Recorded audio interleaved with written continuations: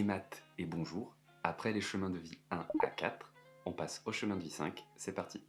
La plupart des chemins de vie 5 auront leur parcours découpé en 3 périodes. La particularité de ce chemin de vie-là, c'est qu'il va être découpé en 2 phases. Donc, pour la construction de la vidéo, je vais quand même le découper en 3 périodes, mais si tu es natif du chemin de vie 5 ou que tu connais quelqu'un dans ce parcours, garde bien en tête qu'il y aura surtout 2 phases principales. Si tu souhaites recalculer ton chemin de vie ou calculer celui de quelqu'un que tu connais, n'hésite pas à consulter la vidéo juste ici, donc normalement elle va apparaître dans le coin de l'écran, et j'ai aussi remis le lien dans la barre de description juste en bas. De la naissance à 30 ans, tu vivras des événements qui devront te préparer pour la suite de ton incarnation, c'est la période d'adaptation.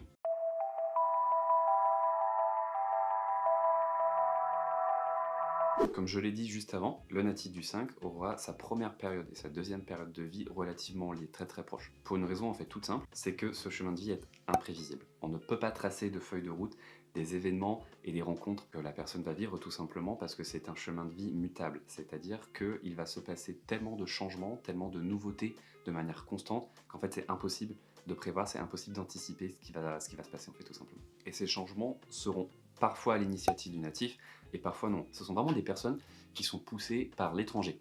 Et quand je dis l'étranger, c'est au sens nouveauté, au sens découverte, au sens curiosité du terme, mais aussi au sens géographique. Donc si tu es natif du 5, je pense que tu ne seras pas surpris si je te dis que ces personnes-là sont très attirées par le fait de voyager, par le fait de découvrir plusieurs cultures, de découvrir plusieurs langues. Le 5 est une personne qui ne supporte pas rester au même endroit. Il a toujours besoin de bouger, il a toujours besoin de changer. Donc on va dire plutôt d'abord au tout début de sa vie, de manière on va dire assez locale. Quand il est enfant, c'est pas lui qui décide, ça va surtout être ses parents, ce qui est logique. Mais quand il va vraiment atteindre la vingtaine et qu'il sera notamment en études, là on va souvent le voir déménager par exemple dans plusieurs villes pour se former, pour étudier. C'est pas étonnant de le voir vraiment déménager tous les ans par exemple. Mais un petit peu plus tard, quand il aura par exemple les ressources financières nécessaires ou même la possibilité pour X ou Y raison, c'est pas ça qui va l'empêcher de voyager, de partir un petit peu partout. Le natif du 5 est probablement celui qui a le passeport le plus complet avec le plus de tampons dessus. Toutes les thématiques de sa vie sont changeantes. Certaines personnes arriveront à s'y épanouir, à s'adapter, et c'est ce qui va leur donner une impulsion, qui va vraiment leur donner, c'est cette flamme intérieure qui va leur permettre d'avancer dans la vie. Ils vont vraiment s'épanouir dans ces changements permanents. Et d'autres personnes, au contraire, lorsqu'elles tomberont un petit peu dans leur mauvais côté, n'arriveront pas à s'adapter à ces changements, et c'est là où des mauvais côtés, des mauvais traits de caractère vont commencer à se développer, ce qui est super intéressant finalement à analyser. Couper court en fait finalement pour résumer la deuxième période qui va arriver tout de suite, c'est que le natif du 5 ne devra surtout pas rester dans une routine et rester dans une stabilité, dans une espèce de stagnation. Parce que c'est pas comme ça qu'il est censé s'éveiller et c'est pas comme ça qu'il doit accomplir sa mission de vie. Ce chemin de vie étant du coup mutable, le natif du 5 devra, c'est vraiment un petit peu une obligation, malheureusement, d'être capable de s'adapter, puisque comme je l'ai dit juste à l'instant, ces changements seront parfois à son initiative et parfois non. Ce qui est assez intéressant à analyser, puisque lorsque ces changements ne viennent pas de son propre chef, soit d'un côté, on va avoir des natifs qui s'adapteront à merveille et qui vont vraiment accueillir ça avec plaisir parce qu'ils ne supportent pas la routine. Et d'un autre côté, on va avoir les natifs du 5 qui n'y arriveront pas. Déjà d'une part parce qu'ils ne voudront pas s'adapter et d'autre part parce qu'ils ne pourront pas s'adapter. Et c'est là le souci qu'on va avoir du coup dans cette deuxième période de vie. C'est qu'ils doivent, c'est un petit peu une obligation, je suis désolé, mais ils doivent savoir accepter ce changement, ils doivent savoir s'adapter à ce changement parce que leur parcours de vie va leur faire vivre des expériences inimaginables et leur pire ennemi, ce sera l'immobilisme et la stagnation. Donc on voit ça maintenant dans la deuxième période qui est la période d'exécution ou cœur de vie.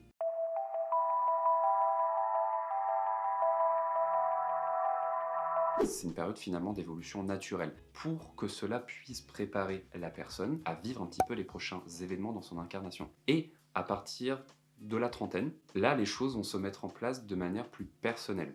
C'est pour ça qu'en fait tous les natifs n'auront pas le même parcours, n'auront pas la même incarnation. C'est un petit peu le propre finalement de chaque parcours de vie, c'est que vous aurez beau avoir la même personnalité, le même caractère, vous ne vivrez pas tous la même chose, ce qui est logique puisque ça va dépendre de la vie antérieure et du karma de la personne. On a tous des dettes karmiques, on a tous des vies antérieures propres, on a tous un parcours de vie propre, ce qui fait que même si l'objectif final est un petit peu le même pour tous les incarnés du 5, la manière d'atteindre cette finalité, la manière d'atteindre ce but final qui est l'épanouissement, il faut le rappeler, il y aura plusieurs manières de l'atteindre. Et c'est durant cette période-là, durant cette phase-là, que toi, du coup, en tant que natif, tu seras amené à vivre différents événements, à vivre différentes expériences qui devront t'amener à la finalité de ton parcours de vie, que ce soit du 1, du 3, du 5, du 8, les parcours maître nombre. L'objectif, on va dire, principal de tous les parcours de vie, de l'existence humaine, en fait, c'est d'atteindre l'épanouissement. C'est vraiment d'atteindre l'équilibre grâce aux événements positifs, mais aussi et surtout grâce aux événements négatifs, qui nous permettent d'évoluer, de nous transformer intérieurement, et de vraiment comprendre que finalement, la vie est belle, même dans les événements négatifs. Et ça, je comprends, c'est pas facile de se dire finalement, la vie est belle, même avec ses plaies et ses cicatrices. C'est ce qui la rend plus belle en fait. Et donc, pour revenir à l'incarnation du 5, toi, tu auras pour objectif d'atteindre cet épanouissement et ce bonheur à travers le changement. Oh, alors dit comme ça, tu vas te dire, mais c'est pas logique, je dois atteindre l'équilibre dans ma vie alors que rien n'est équilibré. Je dois atteindre l'épanouissement dans ma vie alors que rien n'est stable dans ma vie. T'es en train de me dire que là, je me casse le baba, pour être poli, à m'installer, à me former, à étudier, tout ça pour que tu me dises que si ça se trouve l'année d'après, je suis obligé de tout recommencer, de repartir à zéro. Alors, oui, c'est exactement ça, je pense que tu as compris. Alors ne m'en veux pas, je n'y suis pour rien, désolé. Mais c'est ton incarnation, c'est comme ça. Tout simplement, l'enjeu au cours de ton parcours, ce sera d'apprendre à évoluer, à te transformer, même à travers les événements négatifs, et notamment d'apprendre une leçon qui est assez importante, que moi personnellement j'aime bien appeler une leçon primordiale. C'est-à-dire que toi en tant que natif, même si tu as le même caractère, la même personnalité, des similitudes de vie avec d'autres personnes du chemin de vie 5, vous ne vivrez pas tous les mêmes situations. Vous ne rencontrerez pas tous et toutes les mêmes personnes. Parce qu'il est logique, puisque finalement chaque personne est unique. Donc puisque chaque personne est unique, chaque vie est unique. Donc chaque parcours de vie est unique. Même si la finalité est commune, c'est-à-dire atteindre l'épanouissement à travers le changement, vous n'allez pas tous vivre les mêmes événements à travers ce parcours. C'est un petit peu lorsque tu prends les transports en commun et que tu dois aller d'un point A à un point B. Tu as le métro, le train, le bus, l'avion, tu vas expérimenter la méthode A, la méthode B, la méthode C, la méthode D, etc. jusqu'à que tu trouves vraiment le cheminement qui te correspond, et tu le sentiras de toute manière au fond de toi, quand tu sentiras que c'est vraiment la bonne direction, que c'est vraiment l'endroit où tu dois aller, tu le sentiras au fond de toi. Et lorsque tu auras trouvé cette voie-là, tu auras pour mission d'accepter tous les changements, d'accepter toutes les mutations qui vont graviter autour de toi. Comment ça se fait? Parce que je comprends pas, je suis perdu. Tu me dis que tout est changement, tu me dis que tout est mutable, tu me dis que nous, en tant que chemin de vie 5, on est censé atteindre l'épanouissement et le bonheur un petit peu tous de la même manière, puis d'un côté, tu me dis qu'on ne vivra pas tous les mêmes événements, on va pas vivre tous les mêmes rencontres. Je suis perdu, je comprends pas. C'est tout à fait normal. Tout simplement parce que comme chaque vie est unique, je veux dire, toi tu es une personne unique, le chemin de vie 5 à côté de toi est une autre personne unique, qui sera amenée à rencontrer une autre personne unique, etc. etc. C'est vraiment cette notion d'unicité, cette notion de singularité. Chaque personne est unique. Donc chaque vie est unique, chaque parcours de vie est unique. Il y a des similitudes, mais chaque incarnation est vraiment unique. Et comme chaque vie est unique, il faut se dire aussi que comme chaque incarnation est unique, elle va dépendre aussi du karma et des vies passées de la personne. Toi, en tant que personne A, tu n'as pas eu la même vie antérieure qu'une personne B. Parce qu'il est logique, vous êtes deux personnes différentes. Vous ne pouvez pas avoir la même incarnation, vous ne pouvez pas avoir la même vie antérieure, parce que vous êtes deux personnes différentes. C'est logique. Donc du coup, votre karma et vos dettes karmiques seront aussi différentes. Vous allez avoir des énergies ressemblantes, mais pas identiques. Vous n'aurez pas les mêmes leçons à apprendre. C'est vraiment en fait un espèce de package. Il y a un sac, tu vas piocher un petit peu tout ce qu'il doit apprendre, et hop, chaque personne va tirer un petit peu son étiquette. Ah, moi je suis natif du 5, mais mon étiquette c'est le lâcher prise. Moi je suis natif du 5, mon étiquette c'est la tolérance. Et pour apprendre ces qualités-là, ces traits de personnalité-là, vous allez vivre différents événements, différentes situations et rencontrer des personnes différentes. Qui dit changement, qui dit mutation, va aussi s'opérer dans le domaine du travail. Ce n'est pas étonnant que le natif du 5 soit souvent auto-entrepreneur, puisque cela lui donne une plus grande liberté d'être son propre patron finalement. Cela va lui donner du coup beaucoup plus facilement l'opportunité de voyager à l'étranger, de travailler à l'étranger. Ça, c'est un petit peu l'objectif professionnel du 5, c'est vraiment de rebondir comme une petite sauterelle là où il le peut, quand il le veut et s'il en a envie. Ces changements seront grandement facilités par la qualité hors du commun du numéro 5 qui est sa sociabilité.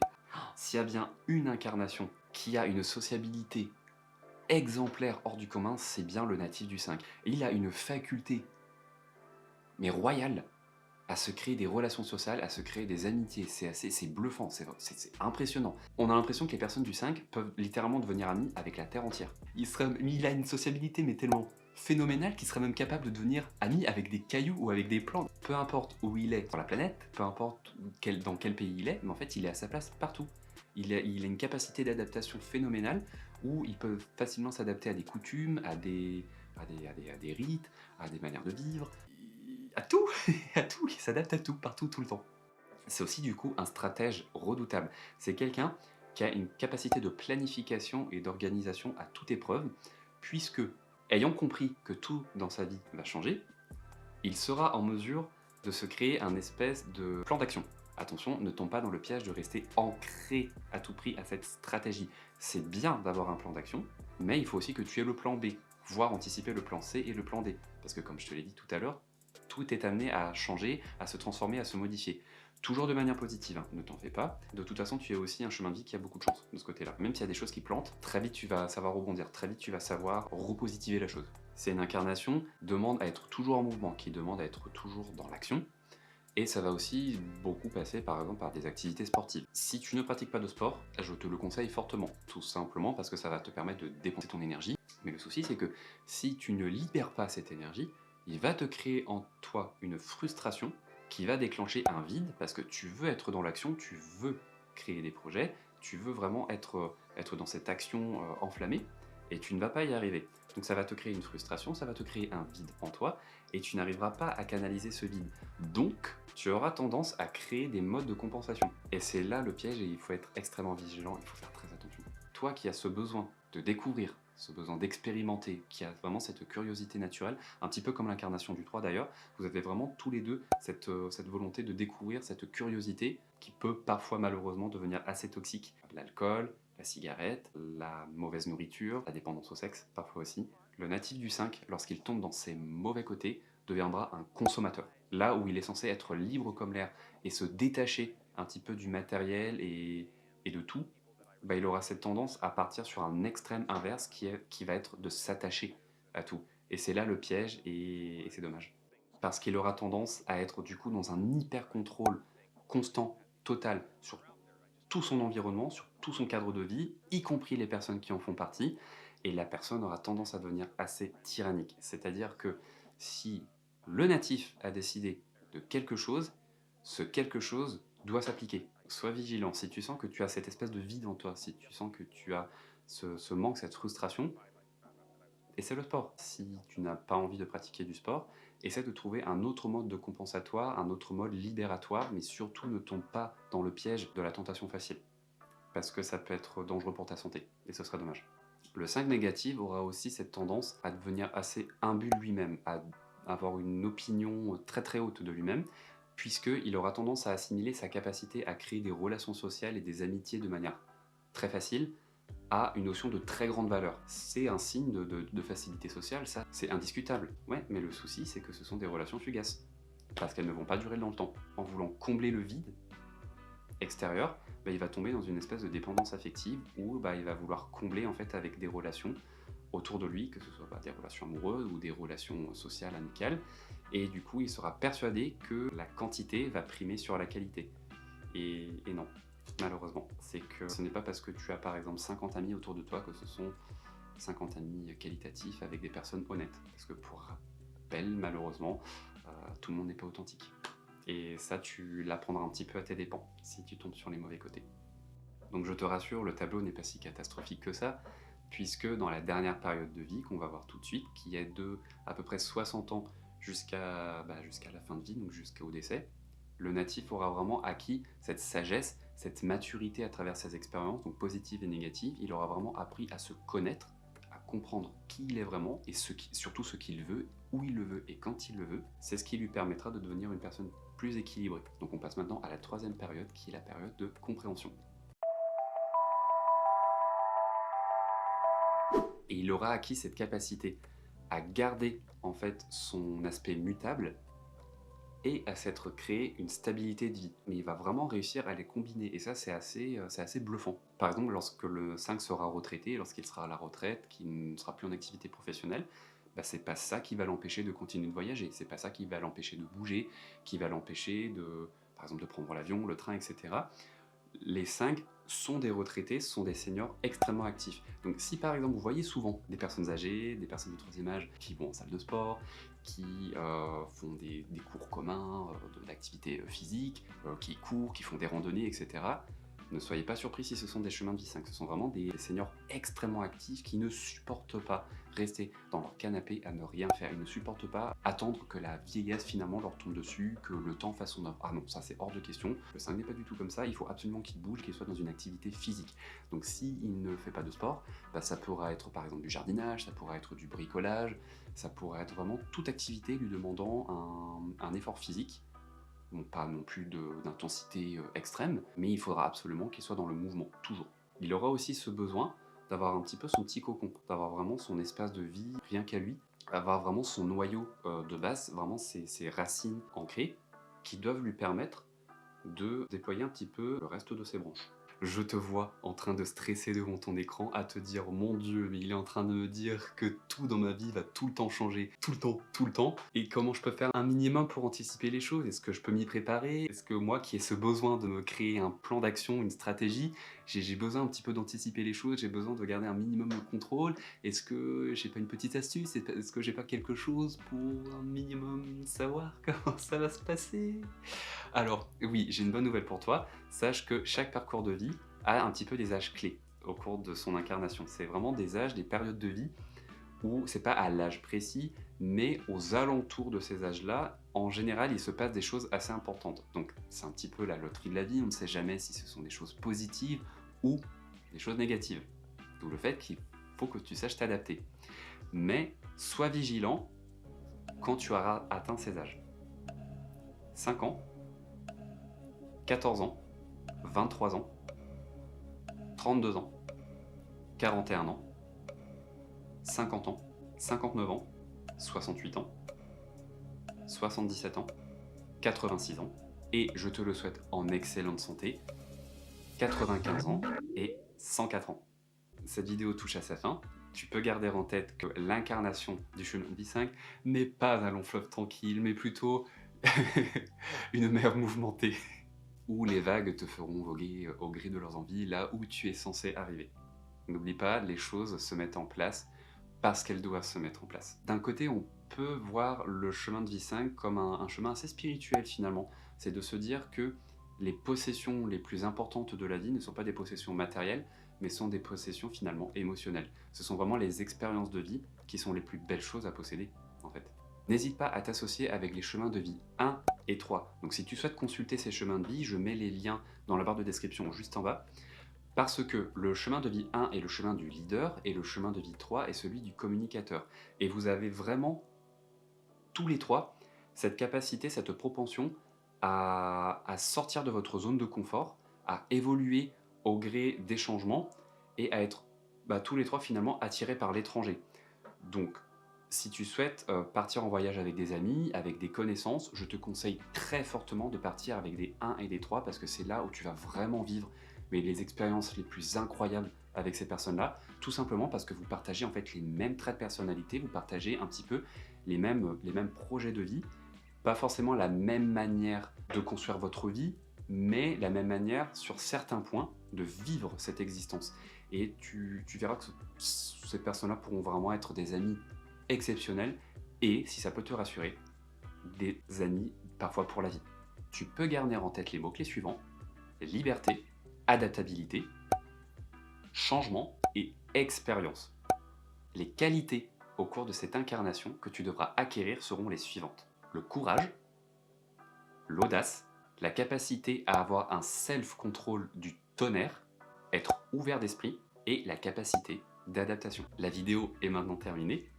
J'espère qu'elle t'aura plu. Si oui, n'hésite pas à la liker, à la commenter, voire à la partager. Si tu n'es pas encore abonné, n'hésite pas à venir nous rejoindre et à activer la cloche de notification pour ne pas louper le prochain contenu. Et je te dis à bientôt pour le chemin du 6. Salut!